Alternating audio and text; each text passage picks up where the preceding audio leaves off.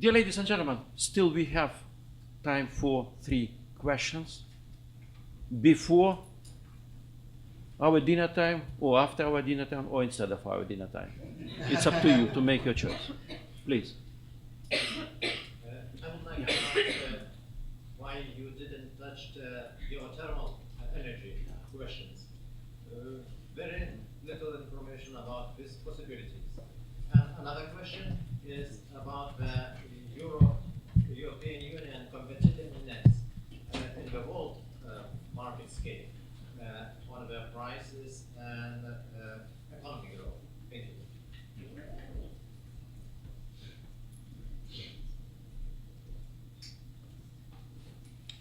So please. Yes, I'm Trond from Denmark. I would like to emphasize the need of combining heat and electricity, because you talked about smart grids, but the smart grid thing should be combining heat and electricity and also transportation. All our calculations and simulations in the Danish system, where we have a very high proportion of wind, says that you really need to integrate heat and electricity in the right way, so that you get renewable energy heat, not coal-based heat. And that's the big question. But I would like to hear what you say to this, because we cannot do anything in Denmark without integrating this. And third question. So please.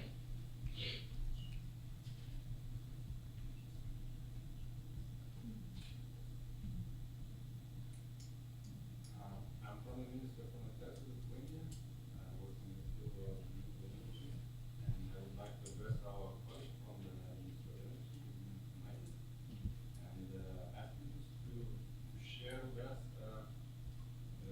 what kind of support mechanisms Lithuania would use to allocate the financial support and for renewable energy. I mean, is it going to be a tariff-based premium or investment support? And do you think that it's fair that biomass will receive the biggest share of support? Because as I understood from your presentation, the others already reached the national goals, the solar, the wind, and hydro, so there will be no progress until 2020. And is that fair? Because biomass is still that least sustainable, because it's still using wood and uses CO2, while solar and wind energy is almost CO2 neutral. And also I would like to give an open question for our guests, maybe from our guests from Sweden and Denmark. Maybe they could give, as they use renewable energy for decades, maybe they could give some key advices for countries like ours, how to start and how to really be good at using renewable energy.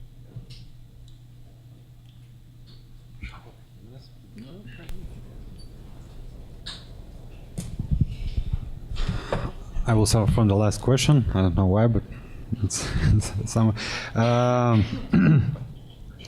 About the support scheme, so as I mentioned, it will be supported from European Union structural funds, and that will be support to the investment.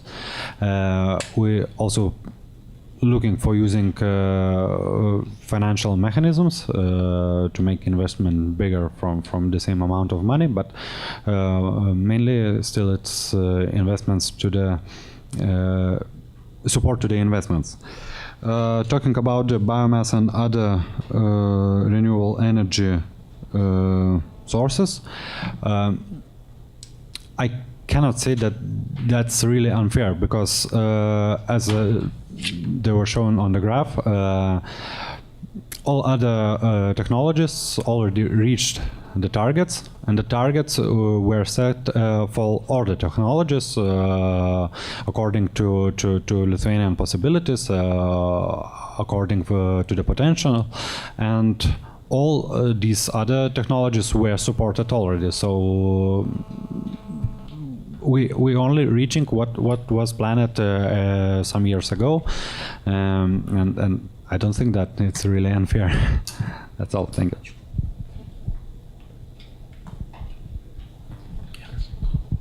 Maybe you could add something.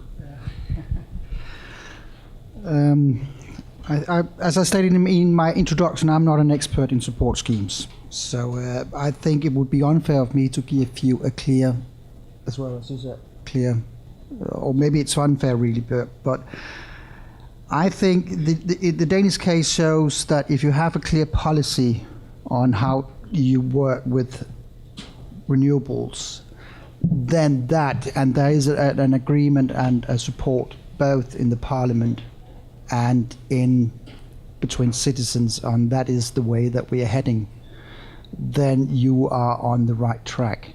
But I do not know, how you work with it in Lithuania, so it would be unfair of me just to say that, you should do this and that, and then you would be on the right track. I could only say, as a general statement, that would be that having a clear policy and having ideas on where you're going and having the support amongst citizens and in the parliament that this is the way that you're heading, then I would say you're on the right track.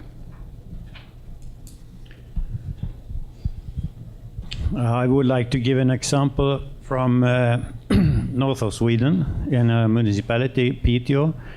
They decided 10 years ago that they should really go for renewable energy.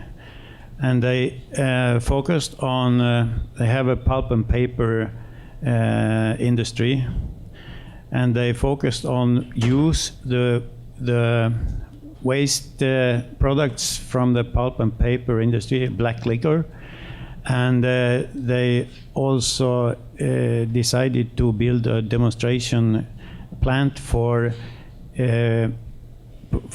producing biodiesel from this black liquor, and they also decided to promote other waste products from this pulp and paper industry, and they now have another biodiesel plant for production of biodiesel from pine oil.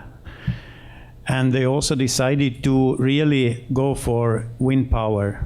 So they planned for wind power in the municipality, and they are now building the largest wind power park in Europe, I think, 1,101 wind turbines. And that show that the politician really decided to do that, and they planned for it, and now it's a reality. There are I would like to say my favorite example is Samsø in Denmark. They decided to be fossil free, and decided also to really spend put up a big budget for realize to be independent of import of energy. Now they are independent, almost, I think. So there have to be awareness of politicians and decision makers to really go for it. I could just make one statement, because the Danish government in, I think it was 2007, set up this climate change commission, which was constituted of experts who gave a report in 2000, or present a report 28 September 2010 on how Denmark could be independent on fossil fuels in 2050.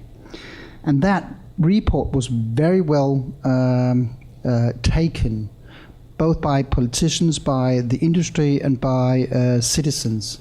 And that means that now the parliament is working on, so that was really the startup of discussing how Denmark could be independent on fossil fuels in 2050.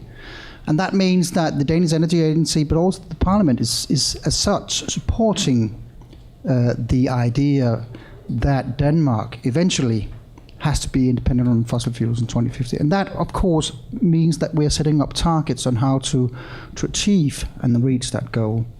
So that could be one thing, is that, setting up institutions or something which can, pave the way and, start discussions on how to reach that target. And that was very successful in Denmark. And you can find it on the Danish Energy Agency homepage. There is a report from that commission on how Denmark can be independent on fossil fuels in 2050. It's called the I think it's called the Danish Climate Change Commission. Yeah. And you can find on the Danish Energy Agency. But otherwise, you can come up to me and then we can try to find it. But it is on the webpage on the Danish Energy Agency. And that has been translated into Chinese and all that. So we are working very hard on reaching that goal. Thank you. I will begin answering the point on integration of energy systems. And this is the way forward.